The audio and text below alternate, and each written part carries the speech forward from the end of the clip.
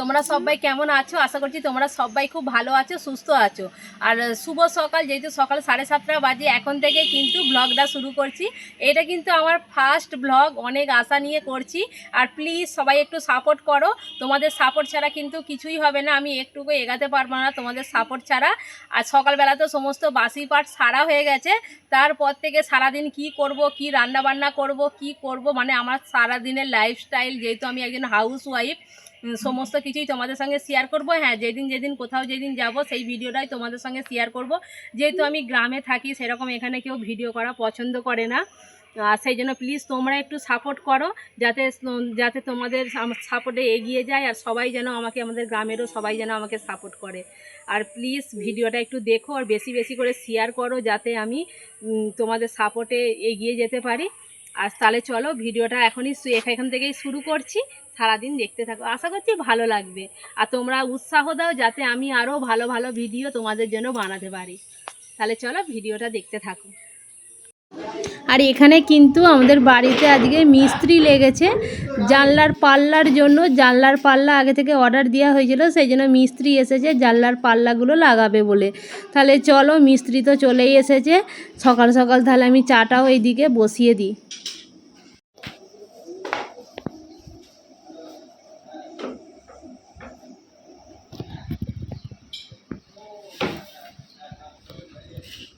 আর এখানে আমি চা বসাবো, সেই জন্য সসপ্যানে হালকা জল গরম হতেই পাউডার দুধটা দিয়ে দিচ্ছি। এদিকে দেখো, তোমাদের সাথে কথা বলতে বলতে চাটাও কিন্তু আমার রেডি হয়ে গেছে। আমি কাপেতে ঢেলে নিচ্ছি চাটা, দিয়ে চলো মিস্ত্রিগুলোকে দিয়ে দিই চা আর প্যাটিস।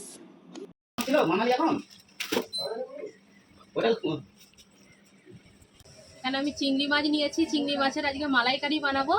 আর চা খাওয়া কমপ্লিট হয়ে গেছে, সেই জন্য মাছগুলো নিলাম, মাছগুলো বেছে পরিষ্কার করে নিয়ে মালাইকারি করব। আর মিস্ত্রি লেগেছে, ভাত খাবে। চলো কি রান্না হবে না হবে সবটাই তোমাদের সঙ্গে শেয়ার করব। প্রথমে আমি মাছগুলো বেছে নিই, তারপরে কিন্তু মুড়ি খাওয়ার জোগাড় করতে হবে। তাহলে চলো মাছগুলো আগে বেছে নিই। মাছগুলো আমি বেছে নিয়েছি, এবারে পরিষ্কার করে ধুয়ে নেবো, ধুয়ে লবণ হলুদ মাখিয়ে রাখি। আর মাছগুলো আমি এইরকম করেই বেছেছি। আর ছোট ছোট চিংড়ি মাছ তো, যদি সব বাদ দিয়ে দিই তাহলে আর কিছুই থাকবে না। তাহলে চলো মাছটা ভালো করে ধুয়ে লবণ হলুদ মাখিয়ে নিই, তারপরে দেখি মুড়ি খাওয়ার জোগাড় করতে হবে। এখানে দেখো, মুড়ি খাওয়ার জন্য কিন্তু আমি পটল দিয়ে আর বেসন দিয়ে ভেজে নিচ্ছি। যেহেতু একটা বয়স্ক কাকাবাবু এসেছে, তার কিন্তু সুগার বলে সে কিন্তু আলুর জিনিস কোনো খাবে না। না হলে আমি আলু ভাজা হোক বা আলুর তরকারি হোক, যাই হোক কিছু করতাম, আলু খাবে না বলে সেজন্য পটল দিয়ে বেসন দিয়ে ভেজে নিচ্ছি। আর এখানে দেখো বেসনটা কিন্তু আমার একটু পাতলা গোলা হয়ে গেছে। যাই হোক চলো ঝটপট ভেজে নিই।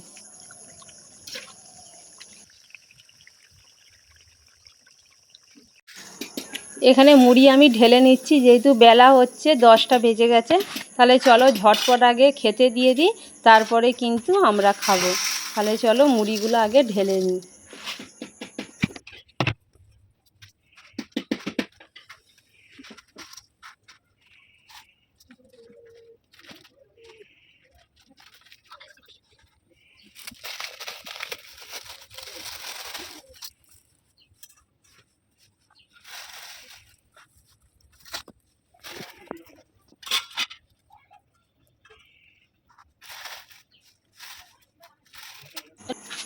মিস্ত্রির দিকে খেতে দিয়ে দিয়েছি।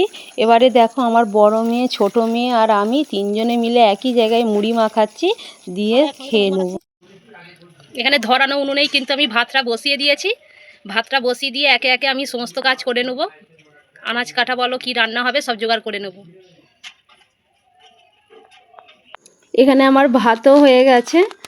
আর এখানে দেখো করেছি আমি ডিমের ঝোল আর চিংড়ি মাছের মালাইকারি। কিন্তু চিংড়ি মাছের মালাইকারির মধ্যে নারকেলের দুধটা দেওয়া হয় না, যেহেতু নারকেলটা ছিল না। আর করেছি চিচিঙে ভাজা। আজকে দুপুরবেলা এই রান্নাই হয়েছে। এই তো ভাত অনেক বেলা হয়েছে, 1:30 বাজে। ভাবিকেও বস করি দাম।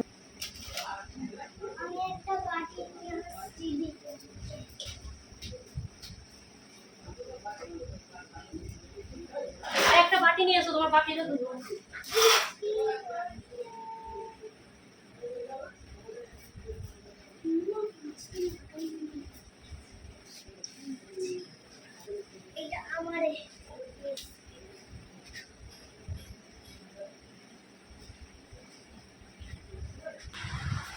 পাল্লাটাও ওটা দিয়ে আছে তাই তো ওকে দরজা এই তো হ্যাঁ মানু নুনটা দিয়ে দে নুনটা দিয়ে দে দেখো আলুগুলো নিয়ে নাও ভালো করে নিয়ে আমার অনেক এই ভবন বান করতে লাগে আলিটা তো দিয়া গেছে দরজা আর 8000 টাকা ও ঠিক আছে না বাচ্চা এই তো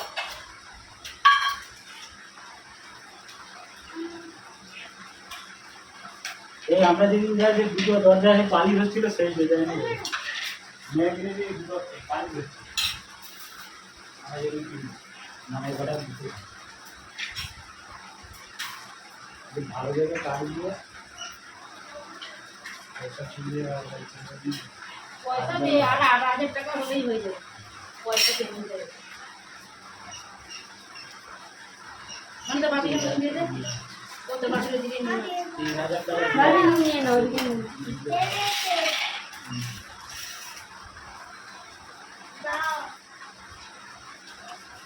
আরে নয়া দিতে হবে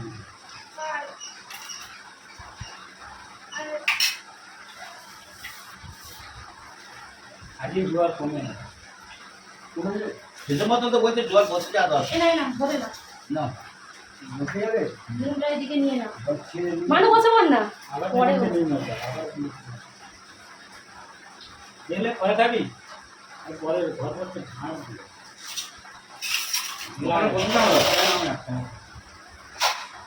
আরে কি হয়েছে দাদু হয় কাকা হয় তো কি হবে দাদু থাকতে কি হবে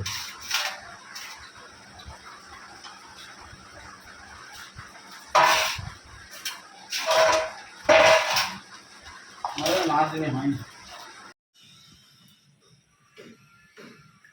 চলো বন্ধুরা খাওয়া দাওয়া কমপ্লিট হয়ে গেছে আর মিস্ত্রি বাড়ি চলে গেছে আর দেখো এই পাল্লাগুলোই লাগাতে এসেছিল